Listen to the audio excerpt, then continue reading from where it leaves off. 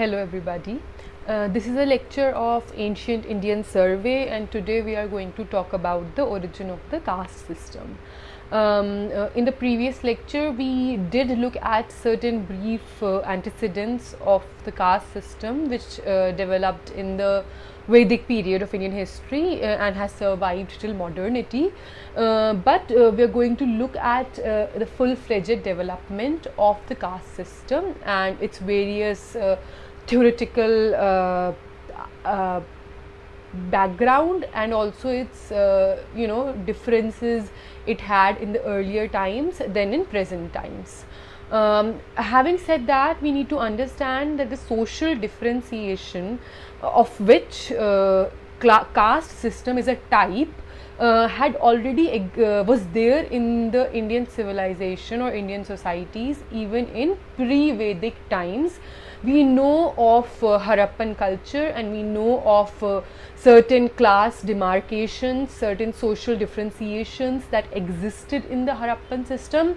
We know of that because we know that the cities of Harappan centers and Harappan civilization were divided into two types of categories. There was an upper town and there was a lower town, and that classification, that differentiation in the residential spaces must have been a reflection of a similar differentiation in the social organization and the social setup of that particular period of time. We know the caste system is something that is unique to the Indian subcontinent. Even though Indo-Aryans migrated to other regions as well, there the similar form of social organization and social differentiation did not emerge. It was only in the Indian subcontinent. We are going to look at the details of the caste system of the Indian subcontinent, but before that we just need to have a brief overview of the Vedic texts and what constitutes the early Vedic times and the later Vedic times. So very simply, early Vedic times refer to the period in which or the period about which we are informed through the Rig Veda, which is the earliest or the first Veda. In the later Vedic period, we place the other three Vedas, that is the Samved, Yajurved and Atharvaved. Right. So this is the differentiation between the early Vedic and the later Vedic period. Very briefly, few points about the Vedic corpus or the corpus of Vedic literature as we know it today. So these Vedas are technically Samhitas. Now what are Samhitas? Samhitas are basically collection of hymns. And these hymns were to be recited at particular times in particular situations, and they had ritualistic values in that sense. So they were Samhitas, and apart from that there were also enclosed or within this Vedic corpus were the Brahmanas. Now Brahmanas are a sort of commentaries on the Vedas, right? And there were other later period additions to these texts, and these later period additions were Upanishads and Aranyakas, which were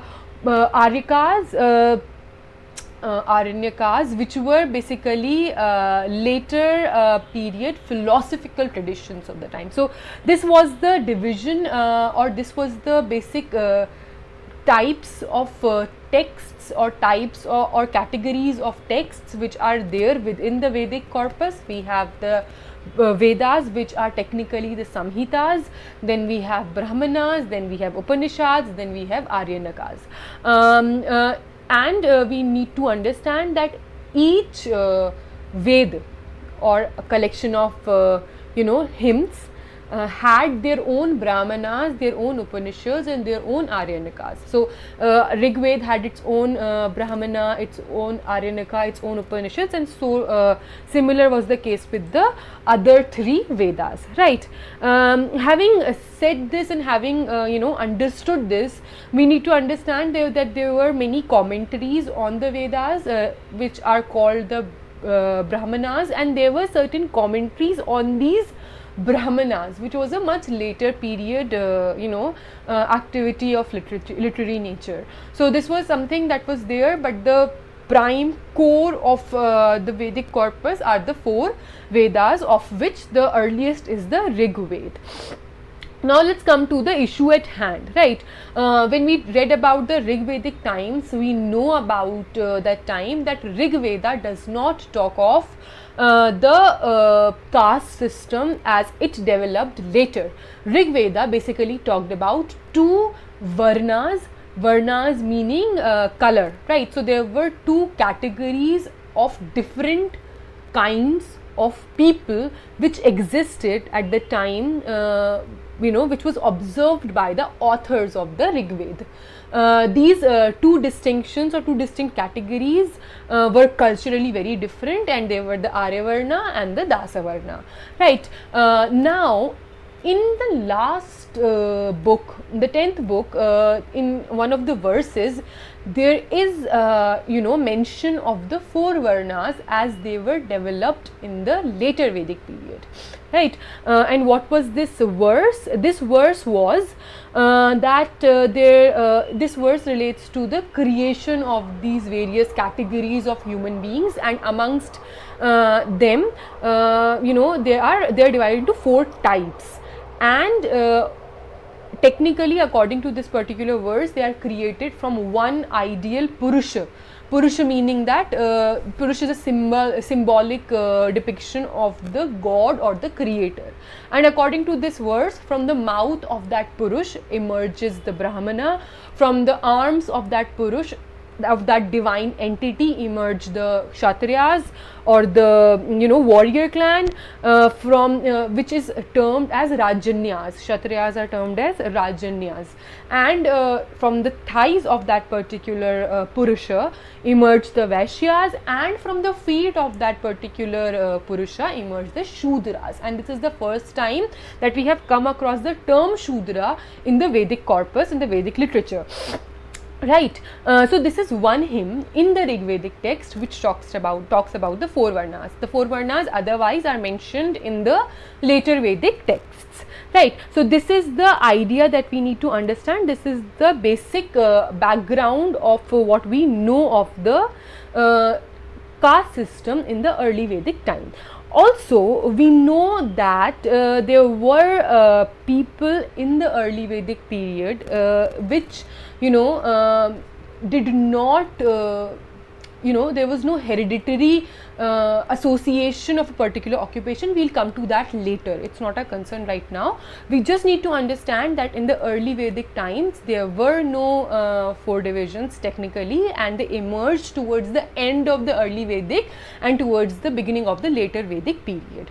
Right. Now, we need to understand that what are the bases on which this classification is made, the classification of the 4 varnas. This classification is made on the basis of occupation, that is the job that is performed by these 4 categories, right? So Brahmanas are technically the priests whose function is to perform various rituals, right? The warriors and the aristocrats fall in the category of the Rajanyas or the Kshatriyas, and the providers of wealth, herders of cattle, agricultural, people involved in agricultural production and trading were the Vaishyas. Now, just a brief, footnote to this, that the Vish was the term that was used for the common people. So, common people belonging to the Aryan clan were categorized or were termed as Vish. So people apart from the Brahmanas and the Kshatriyas were known as Vish, but who were still Aryans, right? And obviously with the addition of the 4th category, there was a slight complication that had emerged in the entire social organization of the Vedic society. Why is that? Because this was the 4th category which was created or which had emerged in order to serve the upper 3 categories, right? So their job was to provide services to the upper 3 categories, right? And their job was to labor for others. They used to perform various jobs ranging from agrarian helps to providing specialization in certain certain crafts and certain technical skills. So this was the category of the Shudras. These were the 4 categories, and these were their occupations or jobs, and this was the basis of the division of the society in the earlier times. Even in the later Vedic period, this was the criteria, the job or the occupation was the criteria on which there were divisions in the society. The birth hierarchy and the hereditary nature of these castes had not emerged even in the later Vedic period. It was a much later addition to the entire idea of the caste system. So we know in the earlier Vedic times, this classification in the 4 Varnas was technically done on the basis of occupations that were performed by various groups or various Varnas in that sense. There was no hereditary nature of this particular classification. We know of this because in the Rig Vedic text there is a hymn in the 9th book which talks about a group of people, family members, 3 of them, performing different occupations but belonging to the same family. In the later Vedic texts as well, there are references to people, people performing different activities, different occupations, belonging to the same family. So even in the later Vedic texts, we find that there were no hereditary ideals which had emerged regarding these categories. Thus, the classification of the 4 Varnas was of an occupational nature. But we need to understand one thing, that the Varnas or the first 3 Varnas or the upper 3 Varnas had very much ritualistic associations with them. So by that I mean that these particular Varnas were supposed to perform certain rituals to be associated with that particular Varna. The Shudras were not allowed to perform these rituals. They were not allowed to have those ritualistic practices, and thus they were sort of distinct or separated from the upper 3 Varnas who claimed a higher status than the Shudras. Also, one more thing that needs to be asserted here is that the term that is used for the 4th Varna, the Shudras, in the later Vedic texts, in the later Vedic times, is the term Dasa. Now, Dasa is the term that we have come across in the early Vedic times as well, when we have talked about the Arya Varna and the Dasa Varna. But this Dasa and that Dasa are same terms with different context. Here Dasa is used to the term Dasa in the later Vedic times is used to denote a person who labors for others, which is Shudras. So Shudras are the people who labor for others, and Dasa is the term used for people who labor for others, and thus Shudras are known as Dasas in the later Vedic time, in the later Vedic period, right? And rigidities and hierarchies and hereditary claims to the 4 Varnas were a later addition later than the later Vedic period as well. So this is something that we need to understand, right? Now this is something very interesting and very important to know, is that the term Jati, which is something that is even used today, is different from the term Varna. It is usually assumed that it is a subdivision of Varna, but we need to understand that Jati's emergence is related to the expansion of the Vedic domain, and as there was this expansion, there were more specialized occupations, specialized jobs, specialized categories that had emerged of people, and to categorize them, to classify them, there was a need to put them into certain categories, and they were done through by classifying them into various jatis, right. It was mostly categorization or sub categorization of the Shudras. Now we need to understand that there were various craftsmen. We know the Shudras are performing all the odd jobs. We know that they are performing agricultural activities and specialized crafts and other things, and with the expansion of their domain, with the expansion of their skills, there were various subdivisions that were created within the Shudra Varna, and Jati in the beginning was associated with the subdivisions of the Shudra Varna, right. And there were each of these divisions or subdivisions of the Shudra Varna were known as a particular jati, and they all were supposed to be of low status, because obviously Shudra is the lowest of the 4 Varnas according to the Vedic traditions. So this is the idea, and jati term is something that is linked to the idea of birth, and from here the concept of birth and association of jati or caste to birth is initiated, and it is in the later Vedic it is in the later period, later than the Vedic period, that there were certain rigidities that had come in, and there were certain hereditary claims that had emerged, but it was a later addition. We'll come to how it was a later attempt to make the caste system rigid and make the caste system hereditary. So this was something that was a later addition, but we know that there were 4 Varnas, and jatis were initially subdivisions of the Shudra Varna.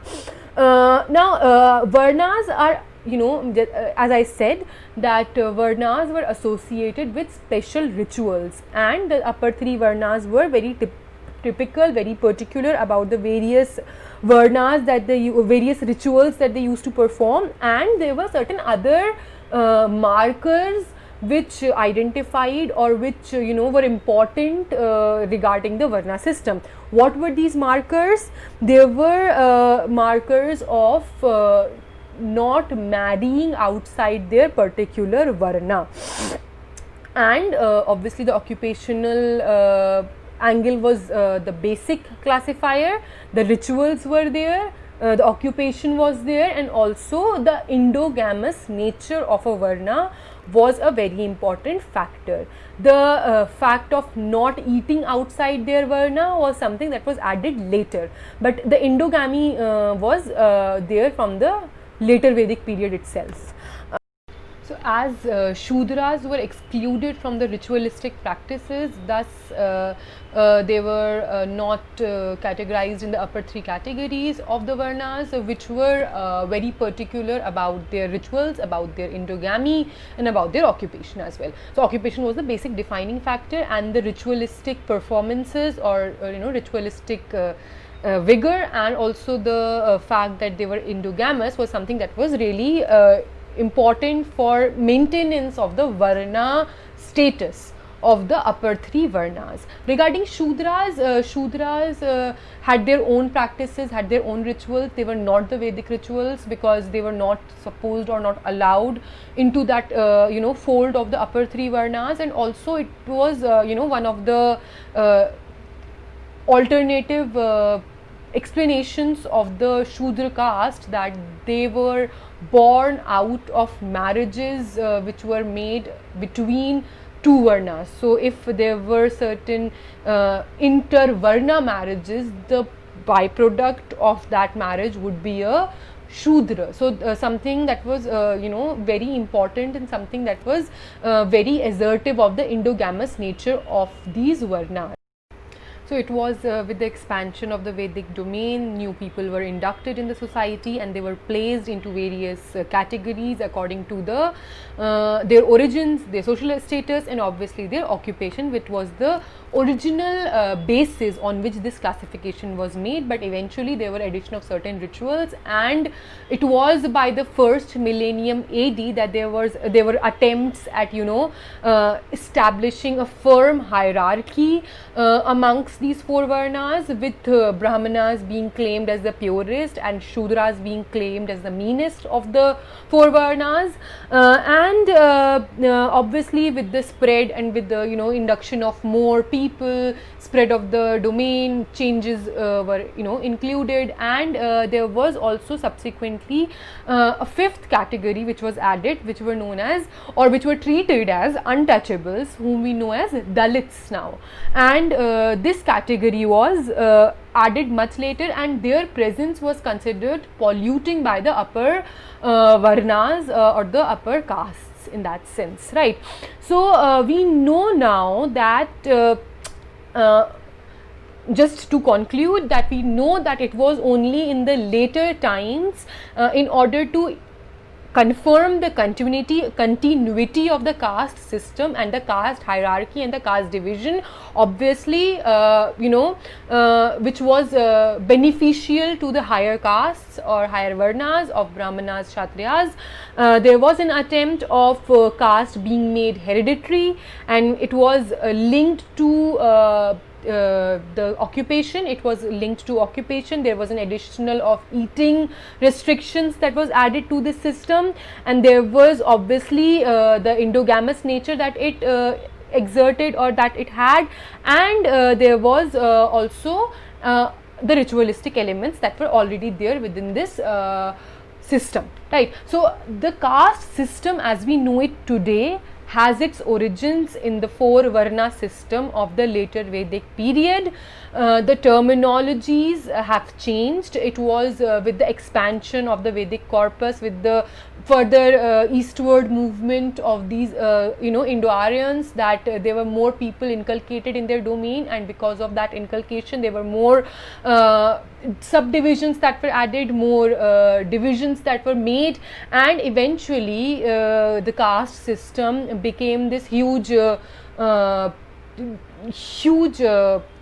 area where different people were placed in different categories, and originally they were supposed to be categorized on the basis of occupation, but with further specialization, with further expansion, there were various subdivisions that were created within the four original varnas.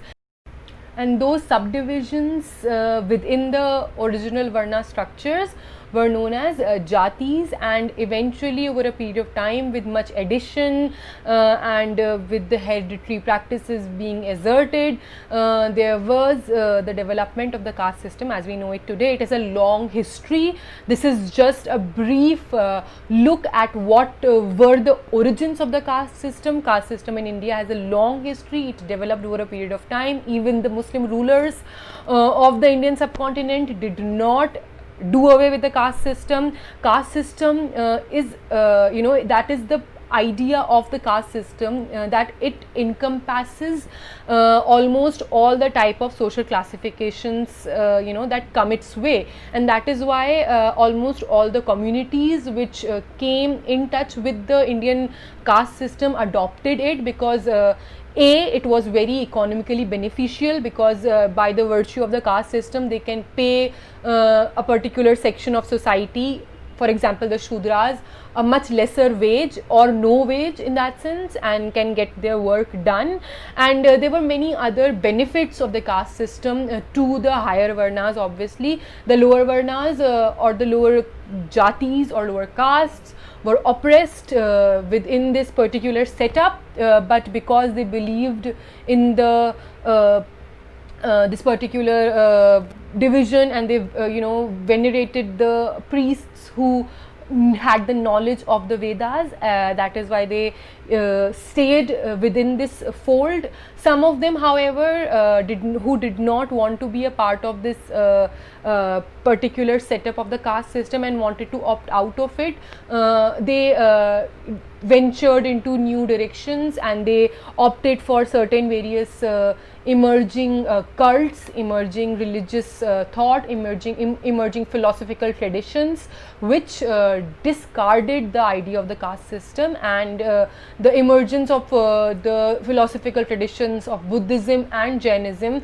are related to this particular idea, where people who were a part of the Vedic society were eventually fed up of the caste system, and it was a result of that they opted out of it and opted for the Buddhist and the Jain philosophical and eventually religious traditions. So this is a brief overview of the origins of the caste system which has survived even to modernity in India. Thank you.